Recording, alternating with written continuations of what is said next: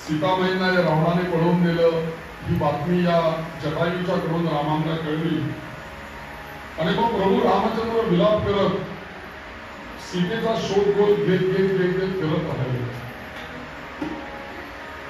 मध्ये या सीतेच्या तिकडे सीता या रामांनी रामांच्या पासून विलग झाल्यानंतर या रावणाने पळवून नेल्यानंतर असं या ठिकाणी म्हटलेलं आहे की रामांनी अन्न पाण्याचा सुद्धा त्याग केला होता आणि राम आणि लक्ष्मण दोघेही जण सीतेचा शोध घेत फिरत होते. आणि त्यावेळेला एका पर्वतावरती रामांचा मुक्काम होता आणि त्यावेळेला पावसाळा चालू होता. सीतेचा शोध चालू आहे. राम लक्ष्मण एका ठिकाणी थांबलेले आहेत. आता पावसाळ्यामध्ये शोध घेत तिकडे फिरायचं म्हणजे अवघड आहे ना. आता पूर्वीचा काळ किंवा पावसाळ्यामध्ये कुठे प्रवास होऊ शकत नाही म्हणून ते एका पर्वताच्या एका गुहेमध्ये ते थांबलेले होते. आणि अशा वेळेला पावसाळा संपत आला. भाद्रपद महिना सुरू झाला. भाद्रपद वद्य पक्ष म्हणजे पितृपक्ष सुरू झाला. आणि भाद्रपद पितृपक्ष सुरू झाल्यानंतर आपल्याला माहिती पुढे लगेच काय येतं. पितृपक्ष संपल्यानंतर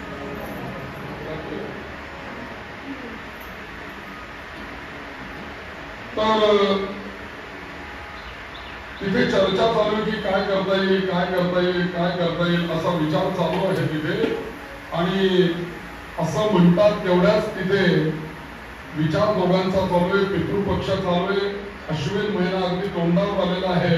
काय करायचं, कसा प्रवासाला सुरुवात करायची, कुठल्या दिशेला जायचं या विवंचनेमध्ये राम आणि लक्ष्मण, रामांचा तर विलापच चालू होता. लक्ष्मण त्यांची समजूत घालत होते आणि सांगत होता लक्ष्मण की रामा प्रभू आपण चिंता करू नका, तुम्हाला जर का पाहिजे असेल तर आपल्याला अयोध्येला बलाढ्य आपलं सैन्य आहे, आपण ते सगळं सैन्य मागून घेऊया. ज्याने या रावणाने तिला पळवून नेलेला आहे त्या रावणाचा मी एकटा निपात करेन आणि सीतामाईंना समोर तुम्ही का चिंता करताय, आपण दोघ जण एकटे नाही आहोत, आपल्या मागे बलाढ्य सेना असं तो समजावून सांगत होता. परंतु रामांना ते काही तितकंसं पटत नव्हतं. रामांचा विलाप चालू होता, असा विचार चालू असतानाच त्या ठिकाणी एक अवकाशामधनं एकदम पवित्र असं नाम धारण करणारा आणि वीणा वाजवणारं व्यक्तिमत्व त्या ठिकाणी आलं. नारायण नारायण नारायण नारायण. आकाश मार्गाने त्या ठिकाणी नारद मुनी आले आणि नारद मुनी आल्यानंतर रामांना एकदम आनंद झाला की आता मला कोणीतरी मार्ग दाखवण्याकरता साक्षात ब्रह्मदेवांचे पुत्र हे या ठिकाणी नारद मुनी आलेले आहेत. आणि जसं मी तुम्हाला काल सांगितलं की 7 चिरंजीव आहेत, तसे नारद मुनी सुद्धा चिरंजीव आहेत. आपल्या वाढदिवसाच्या दिवशी मी जसं सांगितलं की 7 देवतांची पूजा नक्की करावी असं मी सांगितलेलं आहे, पण एकूण जर का विचार केला तर एकंदरीत 15 देवतांची पूजा आपल्या वाढदिवसाच्या दिवशी करा म्हणून सांगितलं. त्याच्यात एक नारद मुनी, प्रल्हादाची पण पूजा करावी आपल्या वाढदिवसाच्या दिवशी. अशा लोकांची पूजा, अशा देवतांची आपल्या वाढदिवसाच्या दिवशी करावी की त्यांचे काही गुण आमच्यामध्ये येतील. उदाहरणार्थ प्रल्हादाची भक्ती येईल, नारद मुनींची भक्ती येईल, अश्वत्थामा, बली, व्यास हे तर 7 जण आहेच आणि अजून 6 जण असे आहेत. त्याच्यामध्ये आपली एक कुलदेवता पण आहे, त्याच्यामध्ये एक आपले पितृगण पण आहे. असे करता करता एकंदरीत 15 देवतांची पूजा आपल्या वाढदिवसाला करावी म्हणून सांगितलं. तसे नारद मुनी हे सुद्धा चिरंजीव आहे. तर हे नारद त्या ठिकाणी आले आणि म्हणाले रामा तुम्ही चिंता का करता, तुमचा जो जन्म झालेला आहे तो मुळातच तुमच्या जन्माचा उद्देश असा आहे की रावणाचा नाश करणं याकरताच तुमचा अवतार झालेला आहे. आणि तुम्ही सीतामाईंची का चिंता करताय, कारण सीतामाईचं सुद्धा आत्ताचं जे काही त्या रावणाने त्यांना पळवून नेलं किंवा या सगळ्याच्या गोष्टी तुम्ही बघता आहात ते सुद्धा पूर्वीच्या काळामध्ये तसा घटना घडलेली आहे म्हणून त्याप्रमाणे आता हे घडलेलं आहे. एका जन्मामध्ये ही सीता एका मुलींची कन्या होती आणि ती वनामध्ये तप करीत असताना रावणाच्या दृष्टीस पडली पूर्वजन्मामध्ये. आणि त्यावेळेला आपल्याशी लग्न करण्यासाठी तिला फार त्या रावणाने आग्रह केला, परंतु तिने त्याला झिडकारलं आणि रागाच्या भरात त्यांनी त्या मुलीला केसाला तिच्याकडून ओढण्याचाही प्रयत्न केला. तेव्हा तिने असा विचार केला की या रावण मला त्रास देतोय, याच्याकडे जाण्यापेक्षा आपण आपला देहत्याग करावा. आणि म्हणून तिने त्यावेळेला स्वतःचा देहत्याग केला आणि शापवाणी उच्चारले, अरे दुष्टा पाप्या रावणा, पुनश्च तुझा नाश करण्यासाठी म्हणून मी पृथ्वी तलावरती येईल, जन्म घेईल. आणि तिने प्राणत्याग केला. म्हणून ती सीतेच्या रूपाने जन्माला आलेली. आणि तू सीताबाईंची चिंता का करतो, कारण जगन्नाथाचं रक्षण करते, साक्षात ती लक्ष्मी आहे. ज्या वेळेला रावणाने तिला पळून त्या लंकेमध्ये नेलं त्यावेळेला या अहोरात्र तिचं रक्षणाची जबाबदारी जगदंबेने घेतलेली आहे.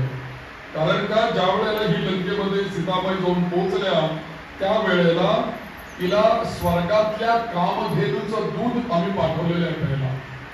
तिने ते दूध एकदाच कामधेनूचं प्राशन केल्यामुळे जिथपर्यंत आता युद्ध होत नाही आणि रावण मारला जात नाही तिथपर्यंत त्यांना अन्न पाण्याची आवश्यकता राहणार नाही. त्या तशाच राहतील.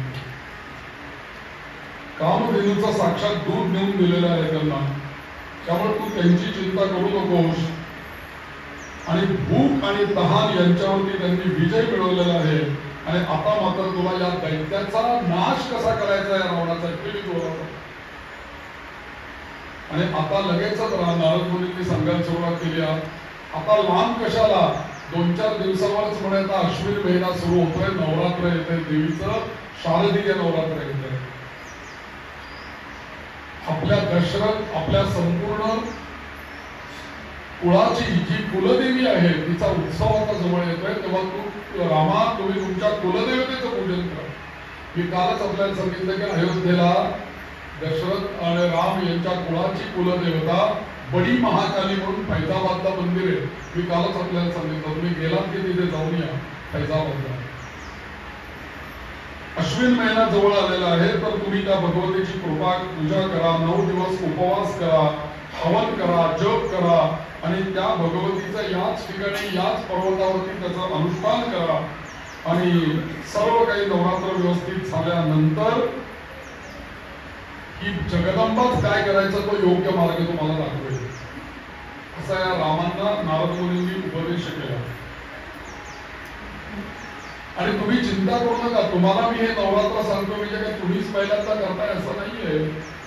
अहो ब्रह्मदेवाने हे नवरात्र केलंय, इंद्रांनी नवरात्र केलंय, मग ऋषींमध्ये जर का बघाल तर विश्वामित्रांनी हे नवरात्र केलंय, भृगु ऋषींनी केलंय, वसिष्ठ मुनींनी केलेलं आहे, अशा मुनींनी पण हे नवरात्र केलेलं आहे, देवतांनी पण नवरात्र केलेलं आहे. त्यामुळे तुम्ही पण करायला पाहिजे, कारण तुम्ही साक्षात नारायणाचे अंश आहात. आणि म्हणून राघवा नीट लक्ष देऊन ऐका की ती आद्या सनातनी शक्ती नित्य आहे आणि तिची पूजा केल्यानंतर ती सर्व दुःखांचा नाश करतेच करते आणि आपल्या सर्व मनोकामना ती पूर्ण करते, म्हणून तिचं नवरात्र करावं. आणि म्हणूनच ब्रह्मा विष्णू महेश सगळ्या देव देवता तिला शरण जातात. आणि मग या नारदांनी सांगितल्याप्रमाणे राम आणि लक्ष्मण या दोघांनी आपल्या कुलदेवीला आठवलं. लक्षात घ्या की आपल्या जीवनामध्ये कोणतीही अडचणी येऊ दे, तुम्ही इथून पुढे आता हे देवी भागवत ऐकल्यानंतर एक प्रयोग करून बघा. असा प्रयोग करा की तुमच्या जीवनामध्ये कोणतेही संकट येऊ दे, कोणतीही अडचण तुमच्या कुटुंबावर कुलावरती येऊ दे, अशा वेळेला तुम्ही इकडे तिकडे कुठल्या देवाला उपासना करण्यापेक्षा तुम्ही तुमच्या कुलदेवीची उपासना करा. बघा तुम्हाला किती चांगला मार्ग मिळेल. भले तुम्हाला एक उदाहरण म्हणून सांगतो की आपले फॅमिली डॉक्टर असतात बघा, आपल्याला सर्दी झाली, पडसं झालं तर आपल्या पिढीच्यात आपण 2-3 पिढ्या सुद्धा जात असतात. जसे 60-70 वर्ष डॉक्टर असलेले एकेका मुलाचे आहेत, पुण्यामध्ये आहेत असे लोक. ते अख्खी कुटुंब वर्षानुवर्ष त्यांच्याकडे ट्रीटमेंटला जात आहेत. मग डॉक्टर, त्यांचा मुलगा, त्यांच्या मुलाकडे यांची मुलं, असं पण चालू आहे. हे जसं आहे ते फॅमिली डॉक्टर आहेत, तसं कुलदेवी ही आमचा फॅमिली गॉडेसेस आहे. फॅमिली गॉड आहे आमचा कुलदेव आणि ही कुलदेवी ही पण फॅमिली गॉड आहे. जसं फॅमिली डॉक्टरला तपासण्याच्या आधीच आपण समोर गेलो कीच कळतं त्यांना याला काय झालं असेल आणि ते लगेच औषधाची योजना करतात, तसंच आपल्या जीवनामध्ये जी अडचण येते ती कुलदेवतेला न सांगता सुद्धा लक्षात येते. म्हणून आपल्याला जरी एखादा आता समजा एखादा मोठं काही आपल्याला व्याधी झाली, काही ऑपरेशन करायचंय किंवा आणखी कुठली वेगळी ट्रीटमेंट घ्यायची आहे, तर आपले फॅमिली डॉक्टर काय करतात, आपल्याला तपासतात आणि सांगतात ही चिठ्ठी घे, या हॉस्पिटलमध्ये जा, या डॉक्टरांना माझं नाव सांग आणि त्यांना भेट, ते तुला पुढची ट्रीटमेंट घेतील, हॉस्पिटलला ऍडमिट करून देतील. चिठ्ठी कोणाची लागते आपल्याला? फॅमिली डॉक्टरची. मला तुम्ही सांगा कधी कधी असा प्रसंग येतो की आपल्याला वेगवेगळ्या पूजा, होम, हवन, यज्ञ या करावे लागतात. काही प्रसंगाने काही ज्योतिषाला पत्रिका दाखवली तर ते सांगतात बाबा जाऊन नारायण नागबली करा, त्रिपिंडी करा किंवा अमुक एक यज्ञ करा, अमुक एक शांती करा, पूजा करा असं सांगतात. मग अशा वेळेला असं जर का सांगितलं तर मग अशा वेळेला ते करायला जाताना ती चिठ्ठी दिली असं समजावं, कुलदेवतेला पहिलं बजावं आणि मग तिथे जावं. या नाशिकला नारायण नागबली आणि त्रिपिंडी करतात. तर तिथे त्रिपिंडी आणि नारायण नागबली का करतात? कारण घराण्यामध्ये पितृदोष निर्माण होतो म्हणून तिथे जाऊन ते करावं. तिथे एक शास्त्र आहे. त्रिपिंडी करणं म्हणजे काय, तर आपले जे पूर्वज आहेत की ज्यांना सद्गती मिळालेली नाहीये, असे पितर अतृप्त आहेत आणि ते आकाशातच तरंगत आहेत, त्यांना गतीच मिळालेली नाहीये, असे पितर आत्ताच्या पिढ्यांना त्रास देतात. का त्रास देतात म्हणजे तसे त्रास देत नसतात, ते फक्त म्हणत असतात आम्हाला मुक्त करा, एवढीच त्यांची विनंती असते. आपल्याला त्रास वाटतो, पण त्यांना मुक्त करण्याकरता त्रिपिंडी करावी लागते तिकडे जाऊन, मग ते मुक्त होतात असं शास्त्र आहे. पण तिथे त्रिपिंडी करायला जाताना मूळ शास्त्र असं आहे, पहिल्यांदा आपण आपल्या कुलदेवतेची जाऊन पोटी भरली पाहिजे, तिची प्रार्थना केली पाहिजे आणि मग नाशिकला तरी नारायणाकडे त्रिपिंडी करायला गेलं पाहिजे. मी एका तिथल्या शास्त्रींची बोललो, म्हटलं आम्हाला त्रिपिंडी करायला जायचंय, नारायणाकडे करायला यायचं, तुम्ही कुलदेवतेला जाऊन या असं का सांगता? तर म्हटलं तसं नाहीये, नीट लक्षात घ्या. म्हटले इथे ज्या पितरांना तुम्ही मुक्ती देण्याकरता येणार आहात, वाराणसीला किंवा ब्रह्मकपाली किंवा नाशिकला, कुठे तुम्ही त्या ठिकाणी, हे पितर कोण आहेत नक्की, कुठल्या पिढीतले आहेत हे तुम्हाला माहित नाही. पण याचा सगळा डाटा जो आहे तो डाटा तुमच्या कुलदेवीकडे आहे. आणि म्हणून तुम्ही जेव्हा तुमच्या कुलदेवीला आधी जाता, नमस्कार करता, तेव्हा ती कुलदेवी त्या पितरांच्याकडे जाते, त्यांना सांगते अरे तुझा अमुक अमुक जो काही नातू पंटू खापर पंटू जो कोणी आहे तो तुझ्याकरता श्राद्ध करतोय, जा तिथे आणि तृप्त हो आणि मुक्त हो. ते कुलदेवी त्याला शिक्कातून मुक्त करून टाकते, म्हणून तिला आधी जाऊन सांगून द्यायला पाहिजे की मी श्राद्ध करतोय. किती कुलदेवतेचं महत्व असावं मला सांगा. आणि म्हणून आपण सगळ्या देवांच्या उपासना करत करत करत बसतो आणि मूळ राहते की आपली कुलदेवता तुझे आहे, तुझं पाशी परी जाता चुकलाशी असं होतं.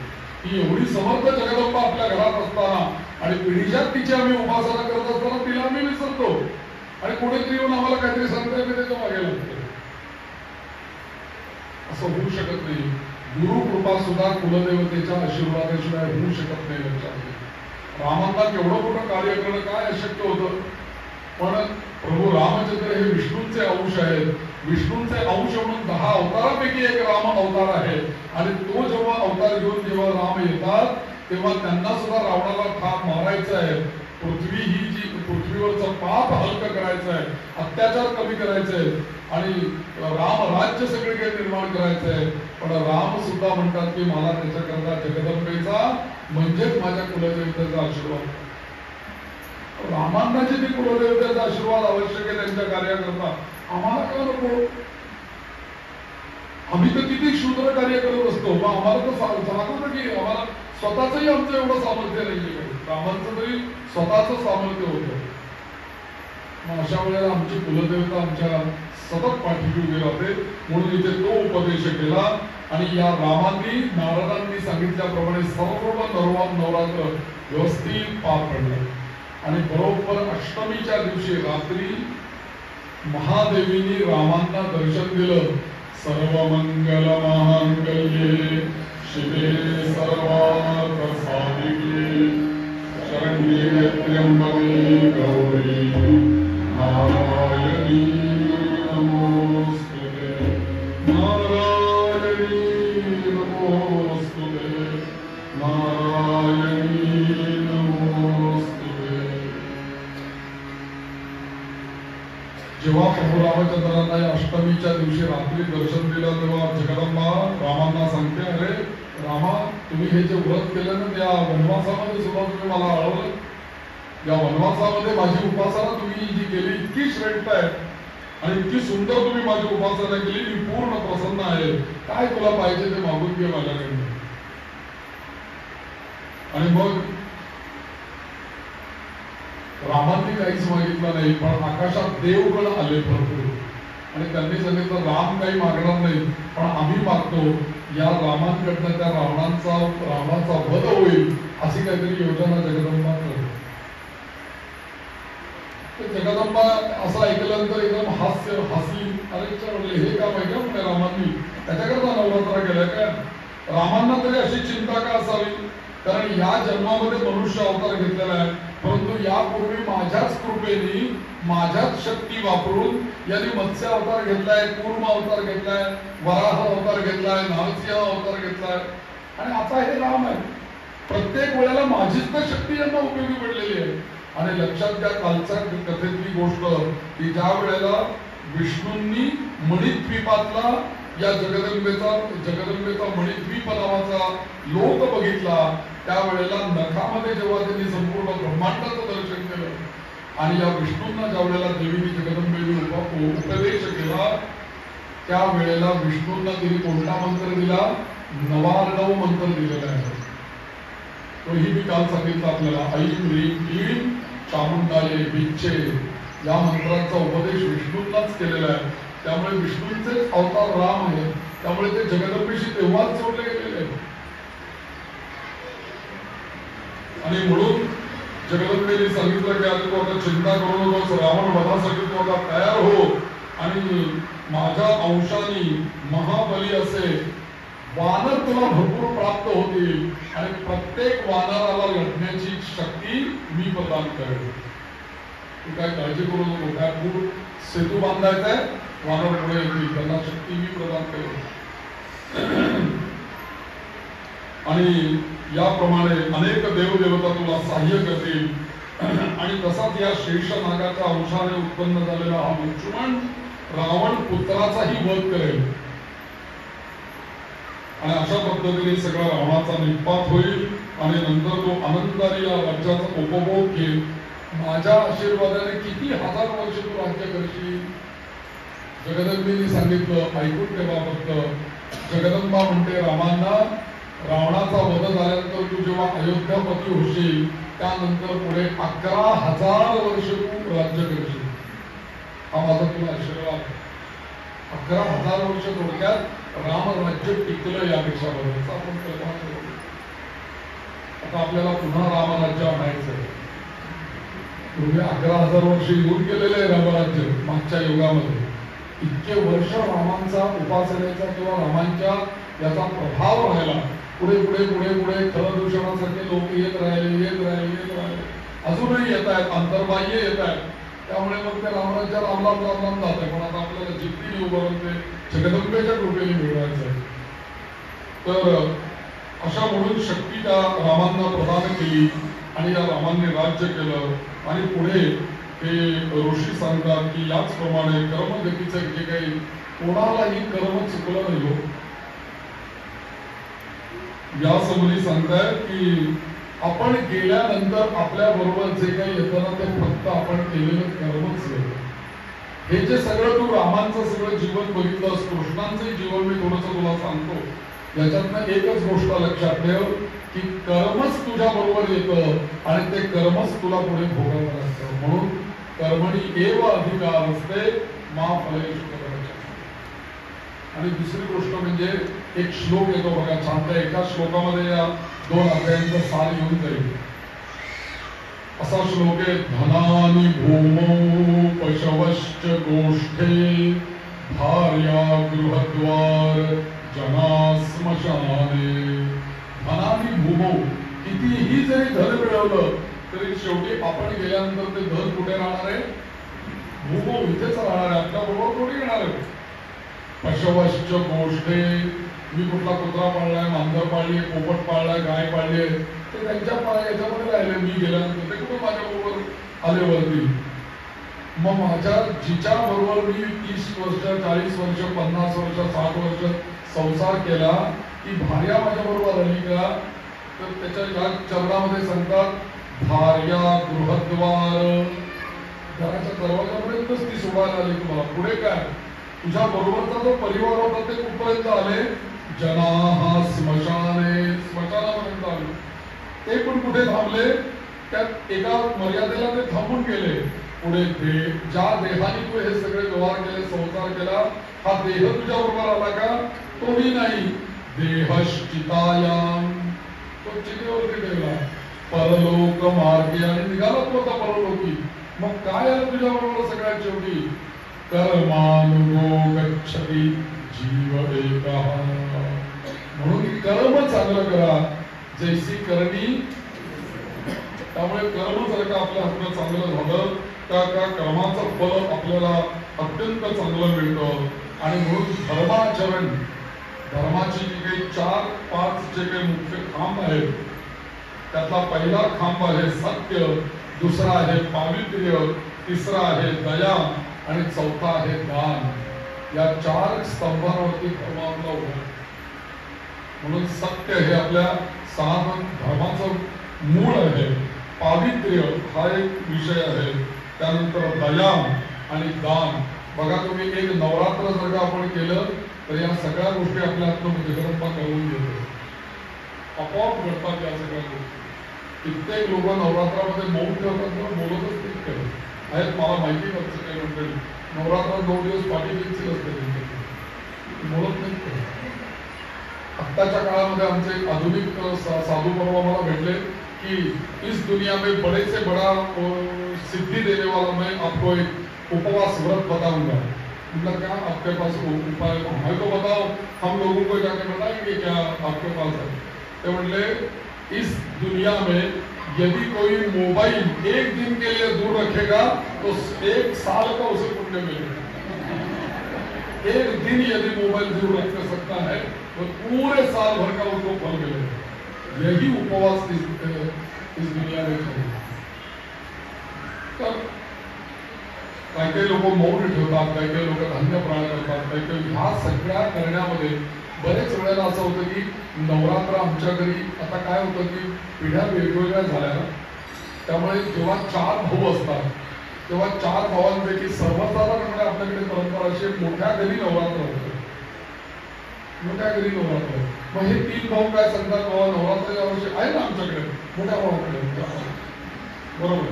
असं एक 25-30 वर्ष होतं. पुढे या 4चे 16 होतात पुढे खाली, आणि 16 झाल्यानंतर त्यांनी कुठलं मोठ्या घर दाखवायचं त्याला राहतात, आणि मग त्याच्या पुढे 16चे 32 होतात पुढे. त्यांना विचारांना तर मोठा गणेश त्यांचा माजमूसही राहिलेला नाही. आणि त्यामुळे काय होतं, एकेका वंशामध्ये कुलधर्म कुलाचार या सगळ्यांची अस्त होऊन जातो, आणि परिणामी हे जे 32 खाली जन्माला विस्तार आलेला झालेला असतो, यातली लोक मग दारोदार या महाराजांना भेट, त्या ज्योतिषाला भेट, त्या देवाला जा, इकडे जा तिकडे जा, वाटेल ते उपाय करून आम्हाला मार्ग मिळवण्याचा प्रयत्न करतात. पण अशा वेळेला सगळ्या लोकांनी एकच मार्ग दाखवावा, जो ट्रॅक चुकलाय 2-4 पिढ्यापूर्वी त्या ट्रॅकला तुम्ही जाऊन मिळा, सगळं काही उत्तम होईल. आणि म्हणून आमच्या दातेशास्त्रींना पंचमकर्ते असा प्रश्न विचारला होता एकदा की आमच्या मोठ्या घरी नवरात्र होतं, मोठ्या घरी श्राद्ध होतं, मोठ्या घरी हे होतं, म्हणजे आम्ही करायला पाहिजे का असं त्याचा विचार होतो. आता बदलीमुळे नेमकं त्यांच्या समोर असं 2 उदाहरणं होते की त्यांचा एक भाऊ होता दिल्लीला आणि दुसरा होता चेन्नईला. दातेशास्त्री म्हणाले की तुम्ही जर का चेन्नई आणि दिल्ली याचं जर का युती करत असाल तर काय हरकत काही नाही, पण जर का युती होणार नसेल तर दिल्लीचं त्या पद्धतीने होईल, चेन्नईचं त्या पद्धतीने होईल, पण गुणधर्म कुलाचार वेगळा केला पाहिजे. ते म्हणलं कशाला आपण तो मोठा मोबाईल तो करतोय ना, ते म्हणले हे बघा दातेशास्त्री म्हणले माझ्या पदाचं नाही बरं, ते म्हटले मोठ्या भावाने टीव्ही घेतला, मग धाकटा भाऊ असं म्हणून त्यावेळेस टीव्हीचं खूप जरा वैशिष्ट्य होतं. मोठ्या भावाने टीव्ही घेतला तर धाकटा भाऊ म्हणणार का टीव्ही पाहिजे मोठ्या घरी, फ्रीज पाहिजे मोठ्या घरी, असं म्हणणार आहे. बाकी सगळ्याच गोष्टीमध्ये त्याच्यापेक्षा आपलं किती चांगलं असेल ही जर का तुलना असेल तर फक्त कुलधर्म कुलाचार आणि पितृगण हे फक्त त्याचे त्या. आणि मग तुझ्यापासून जन्माला येणारी जी पिढी आहे त्यांना जर का दोष लागले तर उद्या कोण जबाबदार, त्यांचं कल्याण कसं होणार याचा विचारच आपण करत नाही हो. म्हणून आज प्रत्येकाने त्या नवरात्रामध्ये जरी आपल्याकडे नवरात्र बसवलं नाही तरी 9 दिवस आपल्याला उपवास करायला कोणी बंदी केली आहे, 9 दिवस आपल्याला देवीचा जप करायला कोणी बंदी केली आहे, 9 दिवस अखंड दिवा करायला कोणी बंदी केली आहे, 9 दिवस फोटोला हार घालायला कोणाला बंदी केली आहे. काहीतरी माना ना की हे 9 दिवस माझ्या कुलदेवतेचे आहेत. सप्तशतीच्या पाठ करून घ्या घरामध्ये, काही हरकत नाही. आपल्याकडे नवरात्र असं नव्हतं त्याचा काही संबंध नाही. आपली कुलदेवतेची सेवा आपल्याकडे नाही का होत, आणि ती कुलदेवता त्या रूपाने आमच्या घरात अवतरते हो, आणि त्याचा वर्षभर आपल्याला ती ऊर्जा प्रदान करते आपल्याला, आणि ती ऊर्जा आपल्याला आणि आपल्या पुढच्या पिढ्यांना अत्यंत आवश्यक आहे. आज जर का आपण हे कुलधर्म कुलाचार जर का सांभाळले, कुलदेवतेची उपासना जर का सांभाळली ना, तर पुन्हा आपल्या उज्ज्वल पिढ्या आपल्याला जन्माला आलेलं तुम्हाला पुन्हा दिसायला. आणि म्हणून जगदंबेची उपासना प्रत्येक घराघरामध्ये मला तुम्ही सांगा शौर्य आहे हो जगदंबेच्या ठिकाणी. तर अशा पद्धतीने रामांनी पण हे नवरात्र केलं आणि कुलदेवतेची उपासना ही संपन्न झाली, त्यांचं कल्याण झालं, त्यांच्या वंशाचं कल्याण झालं. राम यांचं, प्रभू रामचंद्र यांचं नाव ते काय त्याला म्हणतात की सगळीकडे आदर्श रूप निर्माण झालं. सगळीकडे आदर्श, राम राज्य, रामबाण, राम, सगळीकडे राम. हे का निर्माण झालं याचं कारण जगदंबेने रामांना आशीर्वाद दिला, तिच्या कृपेने असं सगळं झालं. मग याच्या पुढे कथा सांगताना मग गोपाल कृष्णांची पण कथा त्यांनी सांगितली. आणि कृष्णांच्या बाबतीत ते वेगळं काय नाही असं काही सगळं. आणि त्यात कृष्णांचा अवतार कसा झाला, मग नरनारायणांच्या तपश्चर्येबद्दल त्यांनी सांगायला सुरुवात केली की बलराम आणि कृष्ण हे कोण आहे, कुठून आले, कसे जन्माला आले. मग त्यांनी सांगितलं की बलराम आणि कृष्ण हे नर आणि नारायण यांचे अवतार. नरनारायणांनी तपश्चर्या केली बद्रिकाश्रमामध्ये, आणि नरनारायण हे बद्रिकाश्रमामध्ये तपश्चर्या कोणाची करत होते. पुन्हा एकदा आज मंत्र आहे का, ओम ऐं ह्रीं क्लीं चामुंडायै विच्चे, ऐं ह्रीं क्लीं चामुंडायै विच्चे, ऐं ह्रीं क्लीं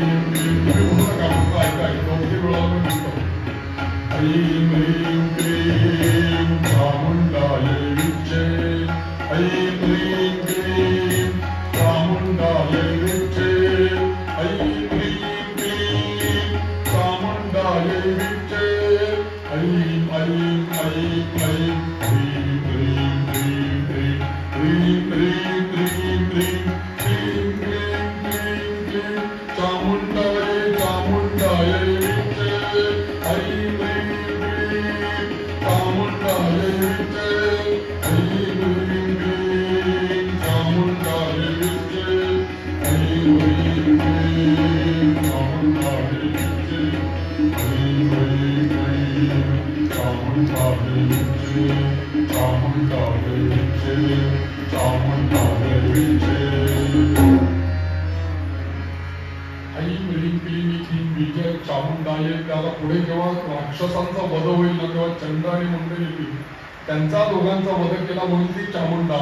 आणि विच्चे म्हणजे मी तिचं ध्यान करतो. मीडे इच्छे विच्चे असं जे येतं ना स्तोत्रांमध्ये, ते म्हणजे आम्ही तिचं ध्यान करतो, आम्ही तिची उपासना करतो. आणि बरोबर देवीला नवदुर्गा म्हणतात ना, हा पण नवार्णव मंत्र आहे, त्यामुळे 9च अक्षरी मंत्र आहे बरोबर. तर या नरनारायणांची तपश्चर्या या बद्रीनारायणाला चालू होती. त्या बद्रीनारायणाला चालू असलेल्या तपश्चर्या या ऐं ह्रीं क्लीं चामुंडायच्या या मूलमंत्राची त्यांची साधना चालू होती दोघांची. मुळामध्ये ब्रह्मदेवाच्या हृदयापासून एक धर्म नावाचा पुत्र जन्माला आला, आणि त्याच्यापासून पुढे सत्य संयमी सत्यप्रिय आणि तो ज्ञाननिष्ठ होता. आणि त्याच्यानंतर पुढे त्याला 4 मुलं झाली त्या धर्माला. त्याच्यामध्ये हरी, कृष्ण, नर आणि नारायण असे 4 पुत्र आहेत. आणि त्यातले हरी आणि कृष्ण हे योगाभ्यासी होते, आणि नर आणि नारायण हे सुद्धा हिमालयामध्ये बद्रिकाश्रमामध्ये जाऊन तिथे या मूलमंत्राची साधना करत राहिले. आता जेव्हा पुढे अशी तपश्चर्या करतो तेव्हा इंद्र महाराजांच्या तोंडामध्ये दुखायला लागतं की बाबा आपली खुर्चीची फार भीती सगळ्यांना. आणि असं वाटतं की आत्ताच याला वेळेत जर का आव्हान नाही घातला त्याला 24-25 साली येईल बाबा आपल्या समोर असं वाटायला लागतं. म्हणून वेळेस त्याला अटकाव घालायला पाहिजे. म्हणून तो इंद्राने हर तऱ्हेने प्रयत्न केला की यांची तपश्चर्या. आता वस्तूला यांना कुठलंही स्थान नको होतं. आजही नरनारायण तिथे तपश्चर्या करतायत बद्रिकाश्रमामध्ये. आजही नारदमुनी, तुम्ही तिथल्या पुजाऱ्याला विचारा, पहाटे 4 वाजता एक अशी बद्रीनारायणला तिथे एक वेळ आहे की त्या वेळेला तिथे त्या गरम पाण्याचं कुंड आहे, तिथे स्नान करतात त्या याच्यावरती, आणि नारायणाची पूजा केली जाते. तर एक पहाटेची वेळ अशी त्यांनी सांगितलेली आहे की त्या वेळेला कोणीही त्या गरम पाण्याच्या कुंडामध्ये त्या मंदिरामध्ये यायचं नाही, कोणालाही ते जाऊ देत नाही. मी म्हटलं ऐसा क्यों करते हैं आप लोग? तो बोले इसी समय यक्ष, नारद, तुम्बर, नर नारायण ये सभी पूजा करने के लिए यहाँ पड़ा. 1 घंटा उनको दिला है. त्यांची पूजा झाल्यानंतर रांग सुरू होते.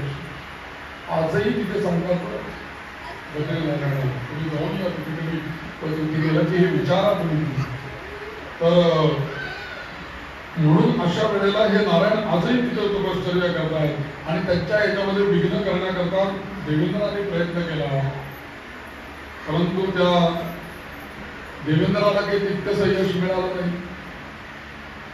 आणि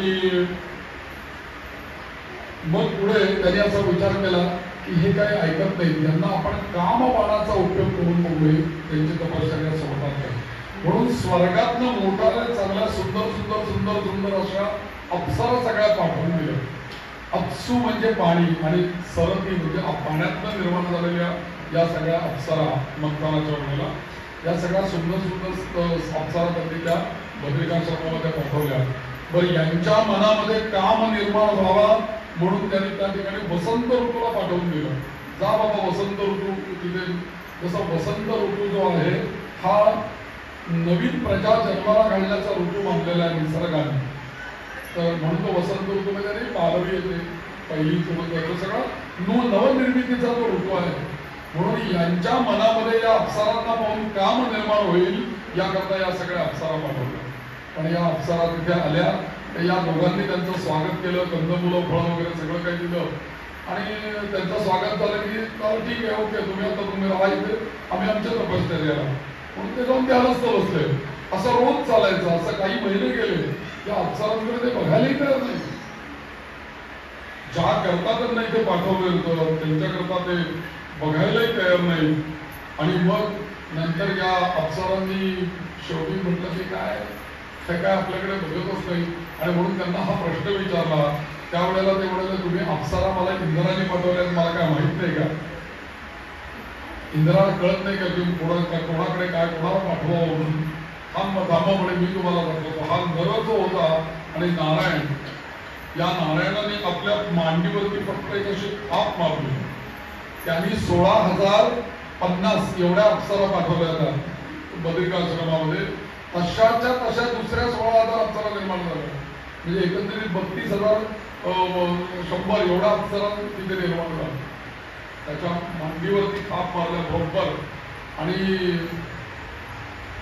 अशा अप्सरा निर्माण झाल्यानंतर ते म्हणाले, जा तुमच्या इंद्राला सांगा, इथे तुम्ही अप्सरा पाठवण्याची आवश्यकता नाही, त्या आहेतच. आमच्या साधनेमध्ये व्यत्यय होतो. आणि मग मात्र हे सगळं बघितल्यानंतर त्या अप्सरांनी विनंती केली की आता आमचा स्वीकार कोण करा. आम्ही तर तुमच्यामध्ये, आम्हाला जरी तुम्ही स्वीकारला नाही तरी आम्हाला तुमच्यामध्ये तुमच्या बरोबर राहण्याची इच्छा आहे. आमचा तुम्ही सगळ्यांचा स्वीकार करा, पती म्हणून स्वीकार करा. तर अशा वेळेला त्यांनी सांगितलं की या जन्मामध्ये हे शक्य नाही, कारण या जन्मामध्ये आम्हाला तपश्चर्या करायची. पुढच्या द्वापर युगामध्ये मी जेव्हा कृष्णाचा जन्म घेईन त्यावेळेला तुमच्या सगळ्यांचाच एकदम उद्धार करेल.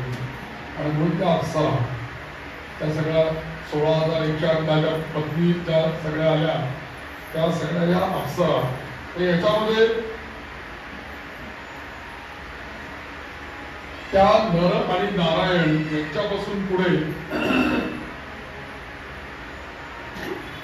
मग पुढे प्रल्हाद आणि नरनारायण यांचं सुद्धा युद्ध कसं झालं हे पण सांगितलं. आता इंद्राचा झाला, तो अप्सरांचा विषय झाला. त्याच्यानंतर प्रल्हाद हा राक्षस वंशामध्ये, त्यांचं पाताळामध्ये राज्य होतं. आणि तिथे एकदा च्यवन ऋषी जाऊन पोहोचले. च्यवन ऋषी कसे पोहोचले तर ते नर्मदा नदीमध्ये स्नानाला गेले होते. आणि स्नानाला गेल्यानंतर एकदम त्यांना एका मगरीने गिळलं. आणि मगरीने गिळलं तर एकदम तळाला घेऊन गेली. आणि तिथून एकदम पाताळाचा दरवाजा उघडला गेला. आणि ते च्यवन ऋषी एकदम पाताळात जाऊन प्रल्हादाच्या राज्यामध्ये जाऊन पोहोचले. आणि ते पोहोचल्याबरोबर त्या प्रल्हादाला राग आला, आमच्या राक्षसांच्या राज्यामध्ये तू काही इंद्राने पाठवलंय का तुला युद्ध करायला वगैरे वगैरे बोललं जात. तुम्हाला तसं नाहीये, मी अशाच्या पद्धतीने इथपर्यंत येऊन पोहोचलोय, कसा आणि का मला माहित नाही, मी ते येऊन पोहोचलोय. मग त्यांनी चौकशी केली की पृथ्वीवर तीर्थ कोणती आहेत, कोणत्या तीर्थयात्रा आहेत, कोणकोणती तपस्थली आहेत, हे सगळं सांगा. मग त्याच्यानंतर त्यांनी सांगितलं की पृथ्वीवरती असे अनेक तीर्थ आहेत, तुम्ही चला माझ्याबरोबर गंगेच्या किनारे जाऊ आपण. म्हणून प्रल्हादाला घेऊन ते गंगेच्या किनारे आले. प्रल्हाद यात्रेला आले. तिथे हे नर आणि नारायण स्वतःचं धनुष्यबाण आणि या सगळ्या गोष्टी गंगेच्या किनाऱ्यावर घेऊन गंगेच्या पाण्यामध्ये स्नान करत होते. आणि त्यावेळेला या प्रल्हादाने बघितलं हे गंगेचं स्नान करतायत, हे ऋषी मुनी दिसत आहेत, दाढी वाढलेले दिसतात, गळ्यात माळा आहेत, तप करणारे तपस्वी दिसत आहेत, आणि हे कशाला पाहिजे युद्ध बाण? हे तर आमचं क्षत्रियांचं, हे कशाला त्यांना पाहिजे? त्यांनी हे स्नान झाल्यानंतर त्या प्रल्हादाने त्यांना विचारलं की हे तुम्हाला कशाला गरज लागते? तुम्ही तर तपश्चर्या करताय, मग तुम्हाला या बाणांची आणि याची काय आवश्यकता आहे? तर ते म्हणाले की आम्हाला सर्व विद्या अवगत आहे, सर्व काही आम्हाला योग्य वेळेला त्याचा आम्ही वापर करतो. ते म्हणाले याचा पण वापर करता का तुम्ही? म्हणाले हो, वेळ भेटली तर करतो. करा म्हणलं माझ्याशी युद्ध. आणि म्हणून प्रल्हाद आणि या नर आणि नारायण यांचं युद्ध झालं. आता हे युद्ध योग्य होत आहे. आता बघा गंमत कशी आहे, नर आणि नारायण हे पण विष्णू अंश आहेत आणि प्रल्हाद हा नारायणांचा भक्त आहे की ज्याच्या रक्षणाकरता नरसिंह अवतार घेतलेला आहे, तो हा प्रल्हाद आहे आणि तोही नारायणाचा भक्त आहे.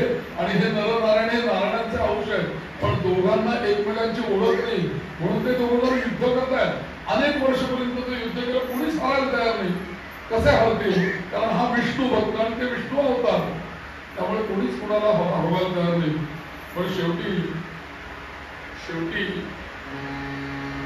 नारायण वैकुंठामध्ये बसलेले होते. ते बघतात की आपली ही पोरं लढतायत, नरनारायण आणि हा प्रल्हादही त्यांच्याशी युद्ध करतोय आणि म्हणून आता आपल्याला आपण गेल्याशिवाय तिथे हे काही युद्ध थांबणार नाही.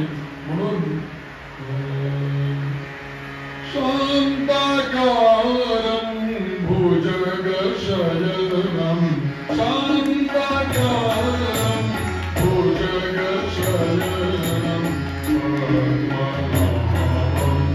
सुरेशं पद्मनाभं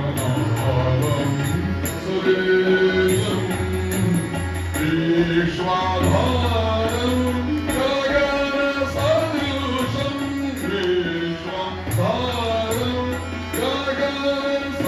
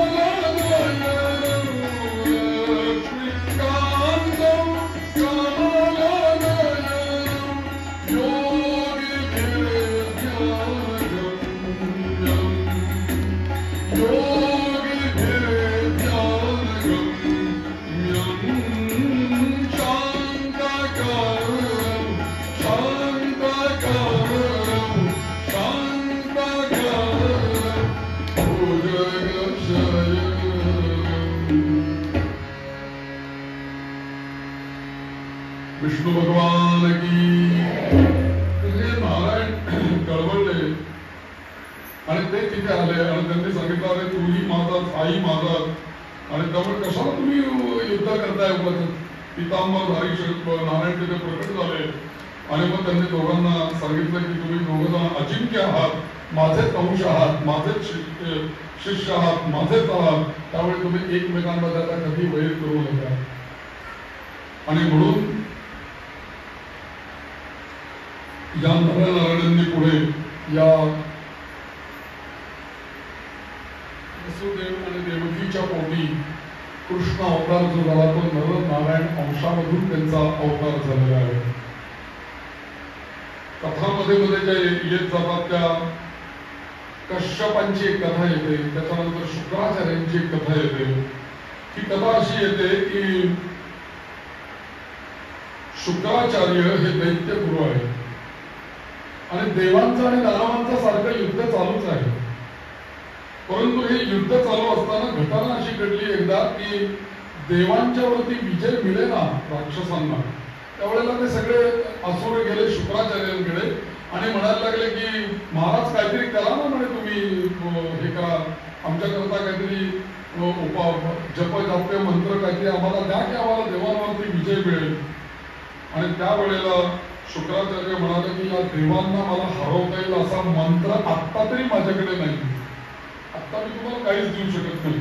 पण म्हटले एक गोष्ट अशी आहे की या जगातले देव, देवांचे देव महादेव आहेत, त्यांच्याकडे जर का मी गेलो आणि त्यांनी जर का काही मला मंत्र वगैरे काही दिला तर मी तो तुम्हाला देईल आणि तो तुम्ही देवांवरती विजय मिळवा.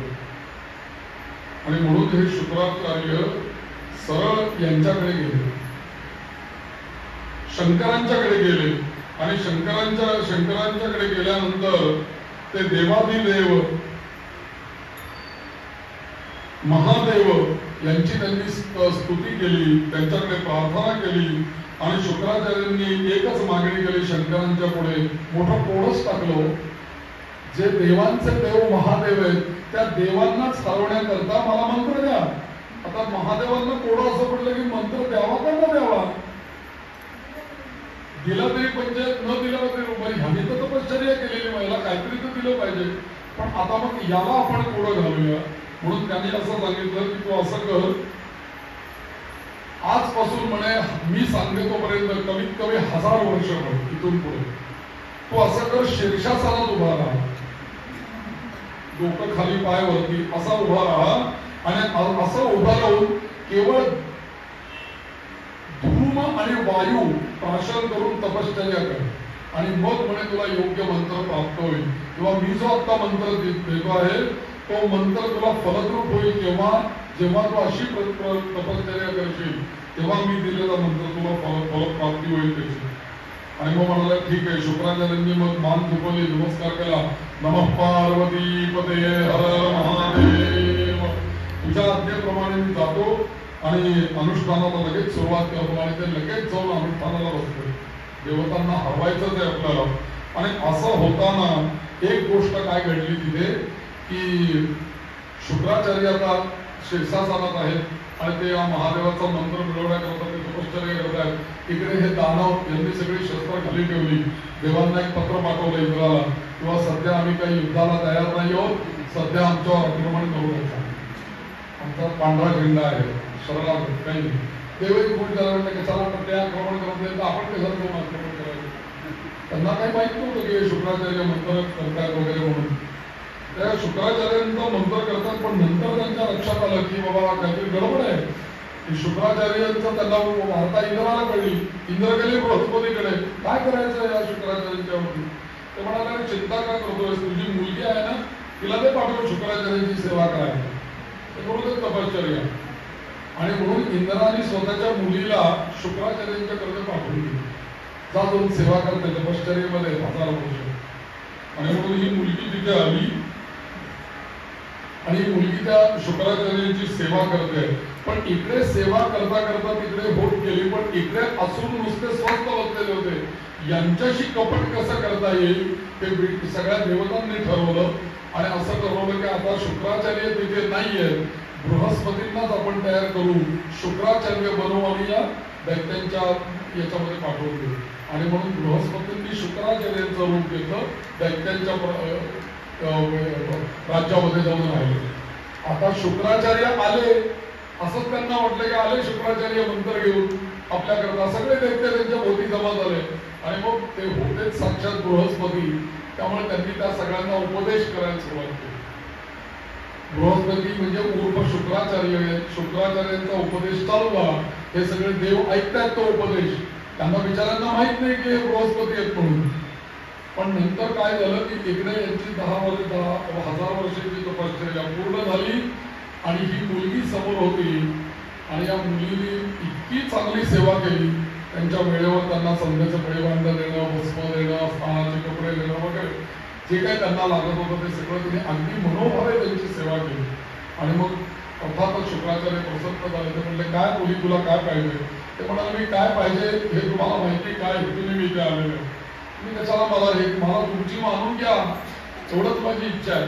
ते म्हणाले ठीक आहे, काय हरकत नाही, तू आणि मी दोघेही जण एकत्र राहू, पण आता अदृश्य होऊन एकत्र राहू काही वर्ष.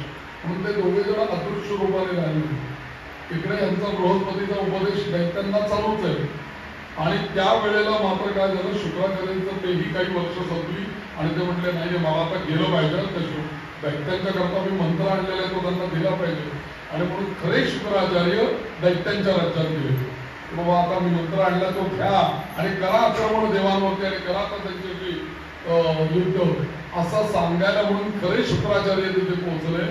घटना अशी घडली की हे द्वितीय शुक्राचार्य तिथे बसलेले होते आणि सगळ्यांना उपदेश करत होते आणि हे खरे शुक्राचार्य तिथून आले. त्या दैत्यांनी त्यांच्याकडे बघितलं नाही. सगळे म्हणायला लागले हे कोण डुप्लिकेट आले ते खरे तर आमच्याकडे बसलेले आहेत. पण ते जवळजवळ आल्याने ते ओरडले अरे मूर्खांनो त्यांच्या समोर काय बसला मी खरा शुक्राचार्य. हा कोण म्हणे शुक्राचार्य? हा देव तुम्हाला फसवतात, हा बृहस्पती तुम्हाला फसवतोय म्हणे. मी खरा शुक्राचार्य म्हणे.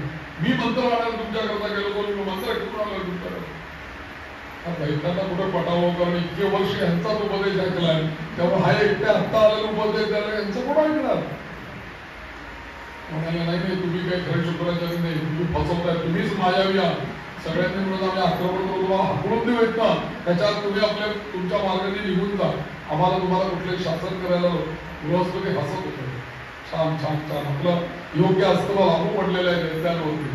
आणि तेवढ्यात शुक्राचार्य निघून गेले आपल्या आश्रमामध्ये आणि थोड्या काळात कुठल्या तरी दैत्यांच्या कुजबुजीमध्ये लक्षात आलं की मगाशी आले ते आणि हे त्याच्यात थोडा काहीतरी फरक आहे बरं का.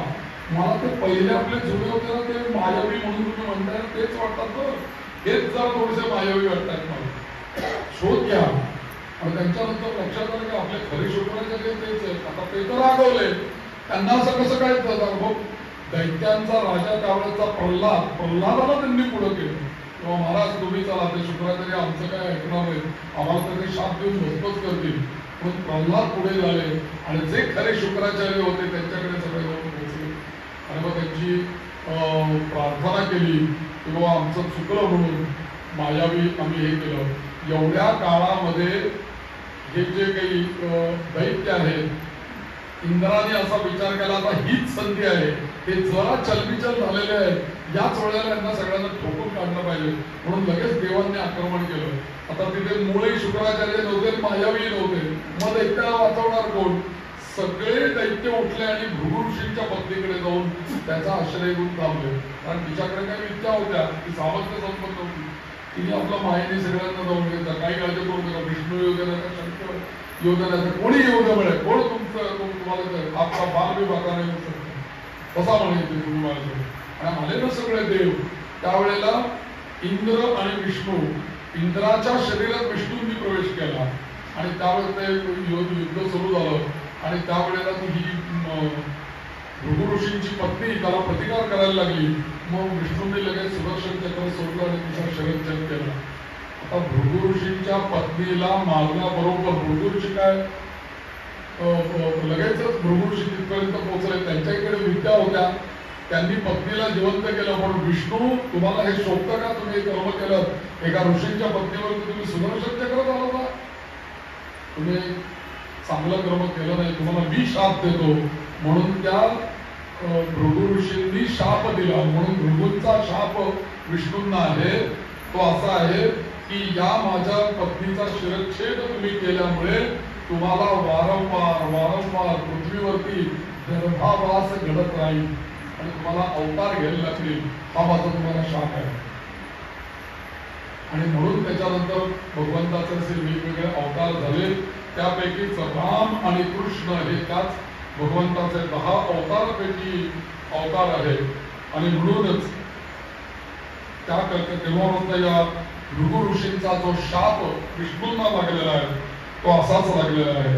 आणि त्यानंतर देव आणि दानवांचं युद्ध झालं आणि अर्थातच या वेळेला देवतांच्या लक्षात आलं की आता मात्र आम्ही युद्ध करतोय, बृहस्पती आणि सगळेच लोक आहेत आपल्याबरोबर.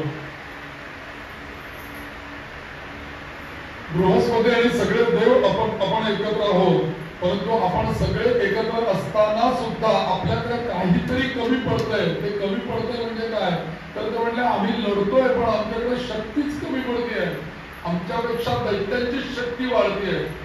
मग हे सगळ्या देवांनी ब्रह्मदेवाला विचारलं की आता आपण काय करावं, शक्ती कुठून आणावी? ते म्हणाले जगदंबेची प्रार्थना करा म्हणजे ती तुम्हाला शक्ती देईल. आणि मग सगळ्यांनी जगदंबेची प्रार्थना करायला सुरुवात केली. ऐगिरि नंदिनि नंदितमेदिनि विश्वविनोदिनि नंदसुते हो ऐगिरि नंदिनि नंदितमेदिनि विश्वविनोदिनि नंदसुते गिरिवरविंध्य शिरोदिनि वासिनि विष्णुविलासिनि विष्णुसुते भगवति हेशिनि कंदकुटुंबिनि गुरुकुटुंबिनि भूलकुटुंबिनि जय हे महिषासुरमर्दिनि रम्यकपर्दिनि शैलसुते संजगदम्बमदम्बकदम्बमनप्रियवासिनि हातलते शुभनिशिरोमणि तुङ्गहिमालय शुङ्गनिलालय मध्यगते मधुमधुमत्वकैतवभञ्जिनि कैतवभञ्जिनि राधरते जय जय हे महिषासुरमर्दिनि रम्यकपर्दिनि शैलसुते रम्यकपर्दिनि शैलसुते रम्यकपर्दिनि शैलसुते. आपल्याला हे जरा चांगला आवडायचं आहे बरं, कारण उद्या महिषासूर येणार आहे. त्यामुळे जय जय हे महिषासुरमर्दिनी, त्यामुळे उद्या महिषासुराशी युद्ध आहे आपलं.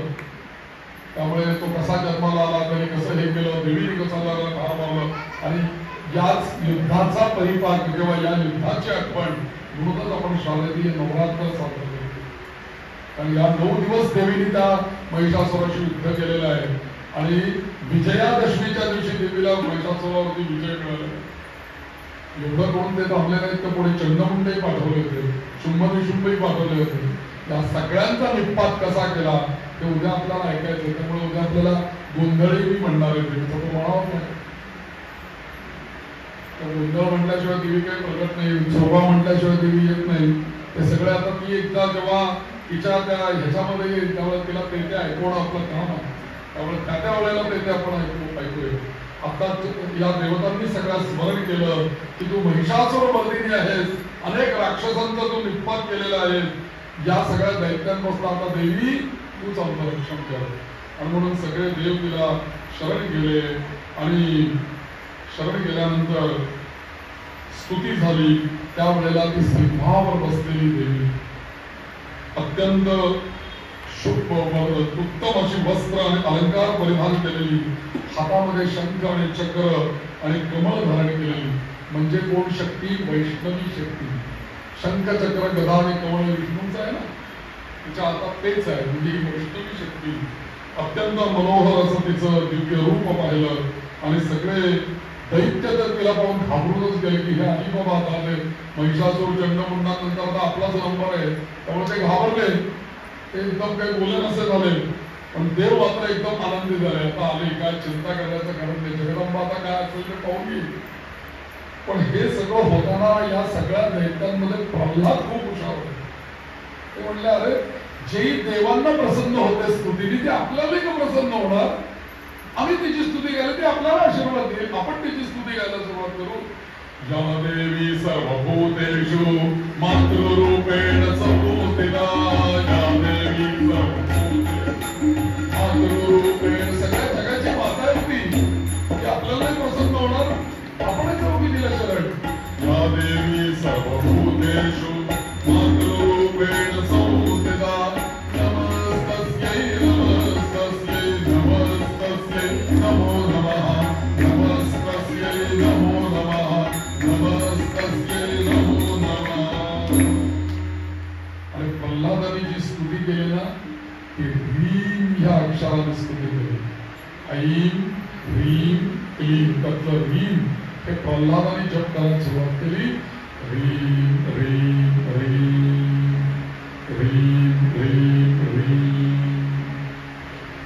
याचा जप करायला सुरुवात झाल्याबरोबर ती जगदंबा तिथे प्रसन्न झाली आणि विश्वजननी म्हणून तिचा जय जयकार सर्वांनी केला. विश्वजननी माता की जय. देवांनी पण जय जयकार केला, दानवांनी पण जय जयकार केला. आणि त्यावेळेला या जगदंबेने प्रल्हादाला सांगितलं की आता तू या देवांना सोडून द्या, यांच्याशी युद्ध करत बसू नका, वेळ घालवू नका. त्याच्याकरता एक उद्योग करता येईल, तुम्हाला मी स्वतंत्र राज्य दिले पाताळाचं, जा तिथे जा, तिथे प्रल्हादा तू राजा हो आणि सगळ्या दैत्यांना पाताळामध्ये सांभाळ. देवलोकाची काय तुला करायचं? देवलोकांना मी देवलोक दिलेलं आहे, स्वतंत्र लोक दिलेत मी तुम्हाला प्रत्येकाला, तरी का भांडतात तुम्ही एकमेकांची? जा खाली तू पाताळामध्ये जाऊन राहा. म्हणून या प्रल्हादाला जगदंबेने आज्ञा दिली आणि पाताळ लोकांमध्ये त्याला पाठवून दिलं आणि निर्भयपणे ती देवी म्हणली तिथे राहा. तू काय काळजी करतो, राहा तिथे, कोणी तुला काही करायला येत नाही. कधी देव तुझ्यावर आक्रमण करून येणार नाही, काही काळजी करू. आणि म्हणून चांगल्या परिस्थितीने अशा पद्धतीने या देवाने यांचा संग्राम सांगितला आणि नर आणि नारायण यांचा अवतार पुढे गोपाल कृष्ण म्हणून आणि बलराम म्हणून जन्माला आले. याची थोडक्यात उद्या कथा आपण पाहूया आणि त्याच्यातनं हळूहळू महिष कसा जन्माला आला, तो महिषासुर म्हणून कसा झाला, किंवा त्या महिषासुराने एका पायावर उभा राहून तपश्चर्या कशी केली आणि कोणाकडनं वर मागून घेतला होता आणि देवीची त्याचं कसं युद्ध झालं हे ऐकण्यासाठी आपण उद्या रोजच्या वेळेला असे सादर होऊया. उद्या गोंधळ आपल्याला म्हणायचा आहे, तर त्यामुळे तोही ऐकायला सगळ्यांनी या. पण आपण सगळ्यांनी मिळून ते त्याचा जय जयकार केला की त्या जगदंबेची शक्ती आपल्या राष्ट्राच्या, देशाच्या, धर्माच्या आणि तुमच्या आमच्या सर्वांच्याच कल्याणाला ती प्रकट होती. श्रोते जर का असतील आणि सगळेच जण टाळ्या वाजवून विचार करत असतील ना, तर त्या जगदंबेला इथं प्रकट व्हावं लागेल. त्यात असुरांनी बोलवलं तरी ती आली, देवांनी बोलवलं तरी ती आली, आम्ही बोलवलं तरी येणार नाही कधी, निश्चित ते येईल. आपण तिला या सगळ्या आळवण्याचा प्रयत्न करूया आणि याप्रमाणे उद्या आपण सगळेजण 4:30 वाजता बरोबर एकत्र येऊया. उद्या महिषासुराचा वध होईल, त्याच्यानंतर आपण एक नारळी फोडूया. तुम्ही सांगितलं त्यांना असुर मोठा आहे आणि मोठी कथा आहे, तर चंडमुंड महिषासुर हे मारले गेले की नारळ फोडायचं.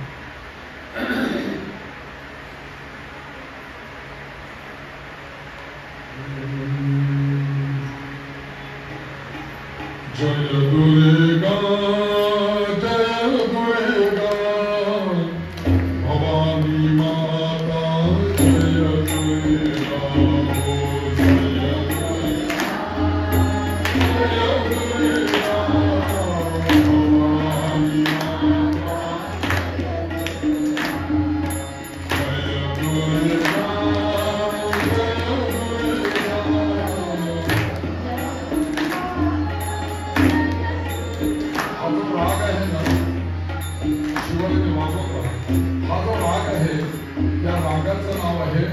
शिवरंजनी असं या रागाचं नाव आहे.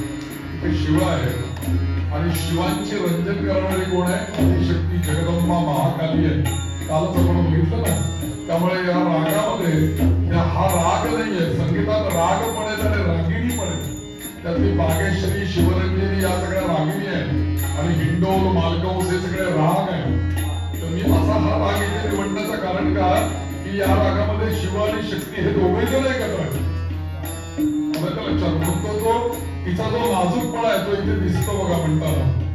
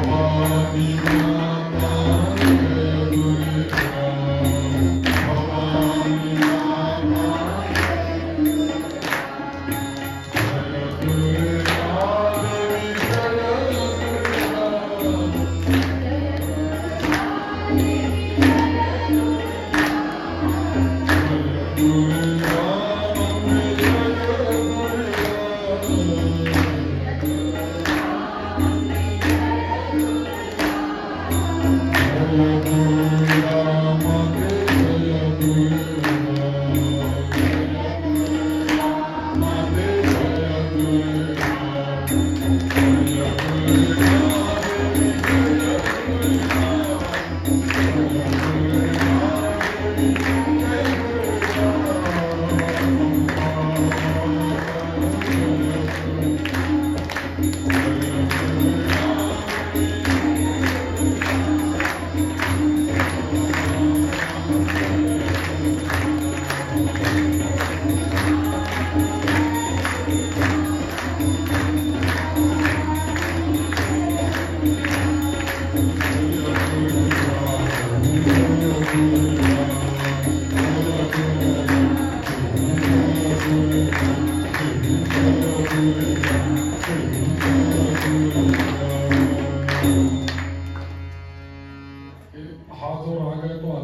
बायांना वापरलं.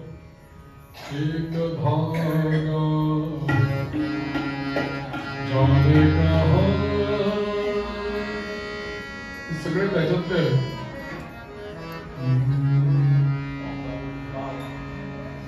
त्याच्यातलेच आहेत. अशा अनेक गाणी आहेत. तर हा रागाचे स्वरच असे आहेत की ते आल्हाददायकच आहेत आणि ते साध घालणार आहेत. त्यामुळे फिल्मवाल्यांनी सुद्धा सगळ्यांनी वापरला म्हणून. आणि हे दुर्गा नावाचा जप मगाशी सांगितलं ना, या सगळ्यांचा मिळून निदान 1000 2-4 हजार वेळा 10,000 वेळा तर वगैरे सगळ्यांनी म्हटलं सामूहिकरित्या. जय दुर्गा 2-2दा येत आहे सगळ्यांनी. म्हणून आपण म्हटलं तर 1000च्या पुढे जाईल संख्या, 10,000च्या पुढे. म्हणून तो मी सारखा आळवतो. म्हणून तुम्ही तो जप करत राहा, त्याचा फायदा होईल तुम्हाला आज न उद्या. असं ते छान आहे तो दुर्गा शब्द आहे. आणि त्यात हे स्वर आणि समूह या सगळ्याचा एक आपल्यावरती परिणाम होत असतो. आपण घरी म्हणून तेवढा परिणाम नाही होणार, समूहात आलं की आपण नाहून निघतो त्याच्यामध्ये आपोआपच. गंगा बहती है हमारा स्नान हो जाता है. असं आज 2 आरत्या मी म्हणणारे गणपतीची आणि भवानीची आरती 2 वेगळ्या आरत्या म्हणतो. गणपतीच्या आणि देवीची आरती म्हणतो. ओम करतो. तुम्ही म्हणता असेल तिकडे कोण बसला तरी चालेल किंवा समोर कोण करा. तुम्ही उभा राहिला की मला ते दिसत नाही.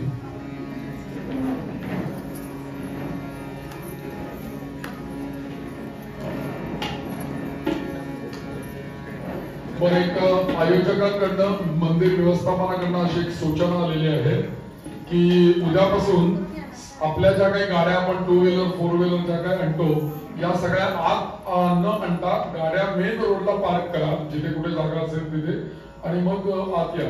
कारण आज जर का गाड्या आपण 2 व्हीलर वगैरे लावून ठेवल्या तर मोठ्या गाड्या वळत नाही असं त्यांचं म्हणणं आहे. तर उद्या तेवढी सगळ्यांनी काळजी घ्या. आणि उद्या जास्तीत जास्त संख्येने या, कारण उद्या आपल्याला महिषासुराचं युद्ध ऐकायचंय, गोंधळ म्हणायचंय, जोगवा म्हणायचंय आणि भाग्याला लक्ष्मी पण म्हणायचंय. कारण उद्या या 3ही देवी प्रगट होणार आहेत. त्यामुळे हे सगळं ऐकण्याकरता उद्या मी भाग्यदा लक्ष्मी म्हणेन. कारण देवीचा महिषासुराला मारण्याकरता लक्ष्मीचा अंश आलेला आहे पुढे. म्हणून भाग्यदा लक्ष्मी आपण म्हणूया उद्या.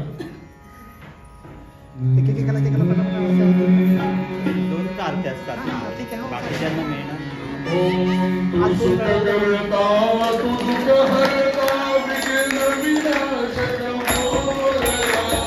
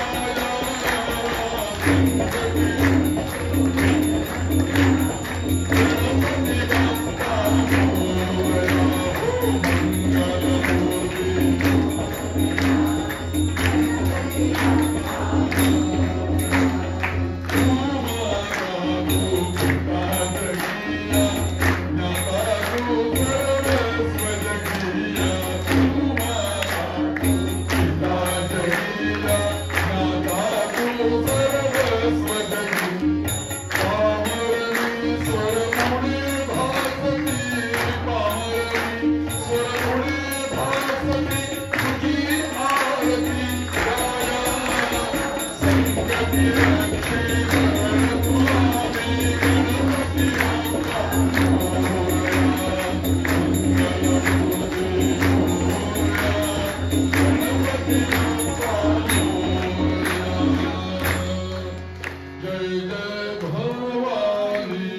मोरया. मंगलमूर्ती